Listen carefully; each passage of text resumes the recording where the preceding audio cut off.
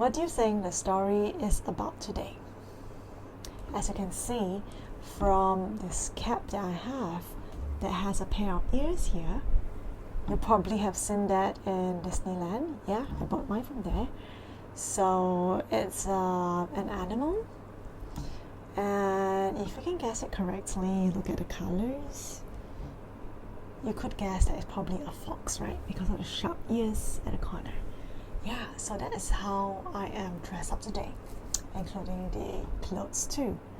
And today's story, if you can guess, is about, not so much about a fox, but animals. And the story is called The Room on the Broom. And it's a very meaningful story, so let's get started.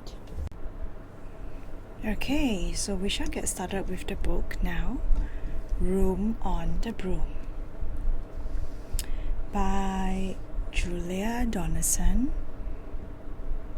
It's written by her and the illustrator Axel Scheffler.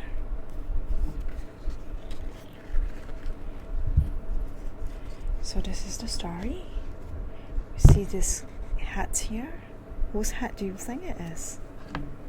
And you're right, it's the witch hat. Can you see this little strokes there? Represents the wind blowing it away. Wow, very interestingly, you have got a hat, a bow ribbon, a wand, and a broom. Who does this belong to? And you're right, it's the witch. And we have a parrot here, or you would say just a green bird. Yeah. And guess what? You have the witch here smiling with the cloak, and the cat's there, just like the book cover. You can see that she's carrying the cauldron, and there's a cat there, right? It's a full moon. So what's going to happen on this day? Let's have a look at the story. Oh, this is the picture. She's with a cat, and she's on the broom with her cauldron. And that's her bowl, that's for her hair. And here goes. The witch had a cat, and a hat that was black, and long ginger hair in a braid down her back. How the cat purred, and how the witch grinned as they sat on their broomstick and flew through the wind. But how the witch wailed, and how the cat spat when the wind blew so wildly it blew off the hat. Now, if you notice that Julia Donaldson's book is written with rhymes, okay, so it's like a poem and a story at the same time. And what happened next? If the wind blows off her hat, what goes on? Now let's see what happens.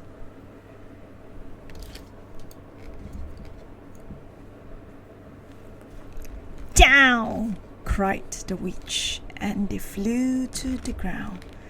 They searched for the hat, but no hat could be found. Then, out of the bushes, on thundering paws, there bounded a dog, with the hat in his jaws. Do you see that? Well, what do you think is going to happen next? He dropped it politely, then eagerly said, as the witch pulled the hat firmly down on her head, "Roof, roof! I'm a dog, as keen as can be. Is there room on the broom for a dog like me?" Take a look at the dog, showing the best of himself, standing on his hind legs as he returned his hat and asking for a favor. And did he get the space? Look at the broom. Yes, he did. He sat behind the witch. Yes, cried the witch, and the dog clambered on. The witch tapped the broomstick, and whoosh, they were gone. Okay, so where were they going now? What do you think is going to happen next? Aha, look at this. Something's flying off. Oh, there's the bowl that was meant for her braid, right? And the witch is laughing because as the wind blows, her hats did not go away.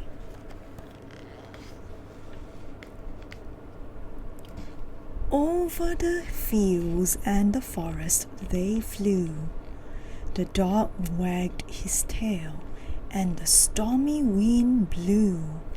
The witch laughed out loud and held on to her hat. But away blew the bowl from her bread, just like that.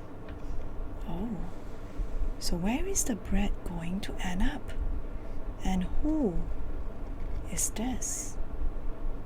Can you make out? Yeah, somewhat lives in the tree hole.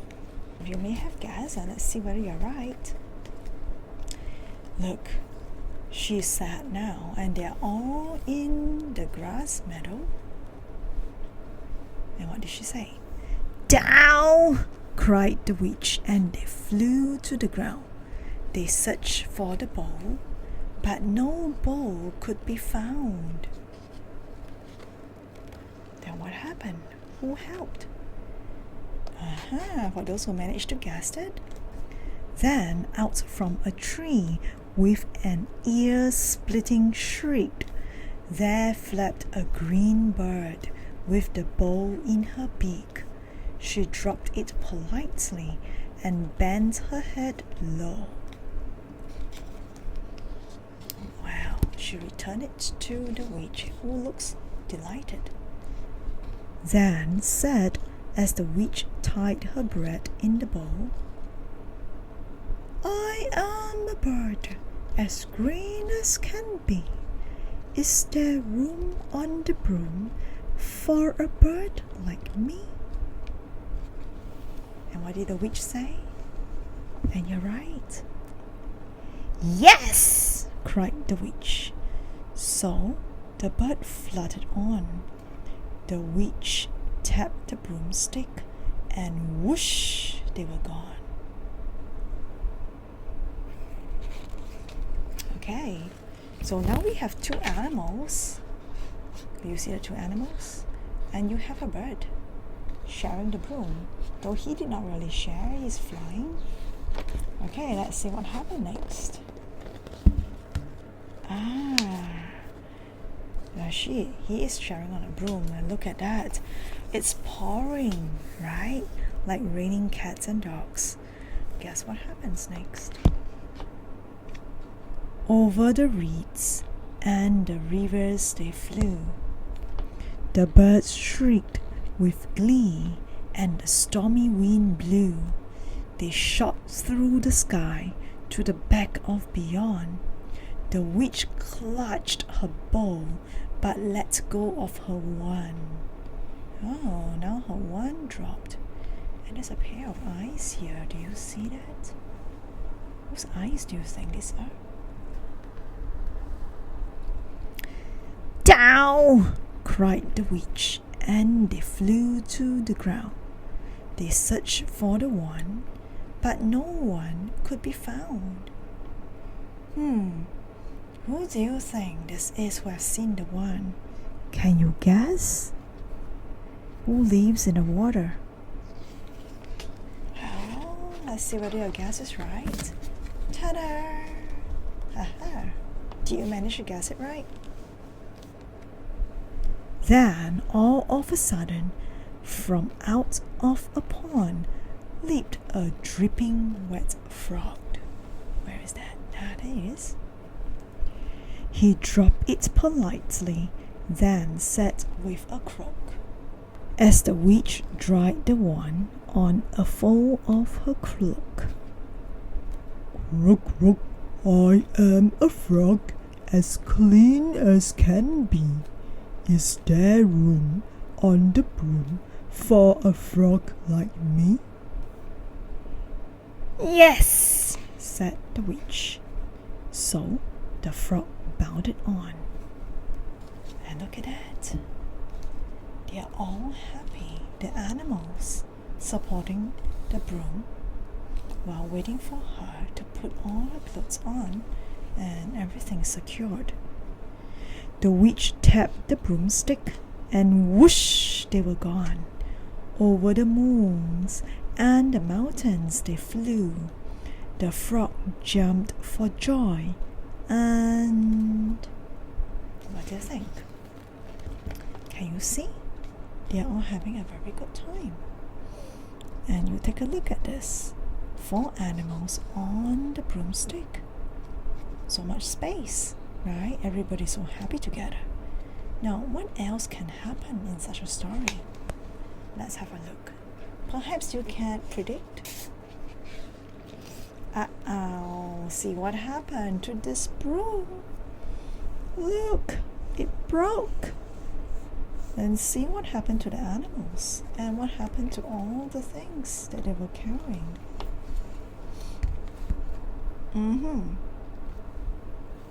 Well, it says the broom snapped in two. Down fell the cat and the dog and the frog. Down they went tumbling into a bog. The witch half-broomstick flew into a cloud, and the witch heard a roar that was scary and loud. What is that? There's some smoke going on there, and she can't see. Can anyone guess what is going to happen next, and who is that creature there? Who roars and who can create a cloud like this with a roar that is scary and loud? What do you think? Make a guess. Could you have guessed this? That is not just a monster, but it's a dragon with wings and fire, and he's going to blow at the witch. And what do you say? I am a dragon as mean as can be, and witch with French fries tastes delicious to me. No! Cried the witch, flying higher and higher. The dragon flew after her, breathing out fire. Help! Cried the witch, flying down to the ground. She looked all around, but no help could be found. So sad. Is it the end of her? Look, the dragon is just near to its prey. It's about to eat the witch up. There's a bone here. It probably has eaten something there. The dragon drew near with a glint in his eyes and said, Just this once, I'll have witch without fries. Okay. What do you think is going to happen? Is it the end of her life? And how are you feeling now? Let's see what happened next. Oh, she fainted. Right? And guess what? Ooh, what is this? Let's see what happens in the story. But just as he planned to begin on his feast, from out of a ditch rose a horrible beast. It was tall, dark and sticky, and feathered and furred. It had 4 frightful heads. It had wings like a bird, and its terrible voice when it started to speak was a yowl and a growl and a croak and a shriek. Wow, sounds like a monster, right? With 4 different voices.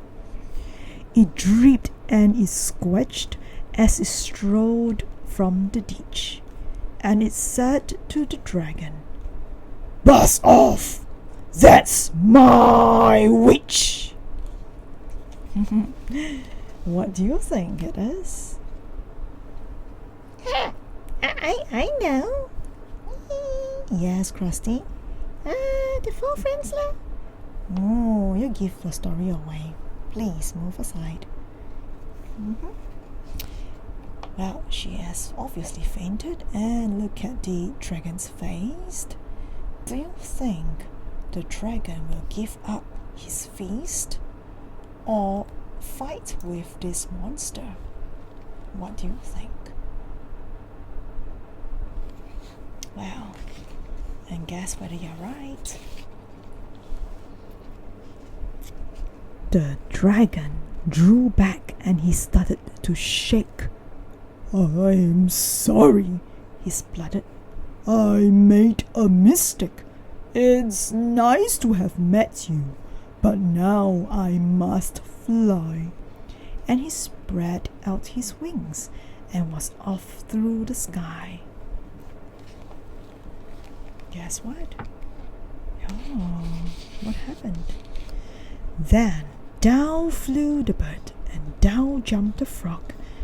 Down climbed the cat, and "Phew!" said the dog. See that? And Thank you. Oh, thank you. the grateful witch cried.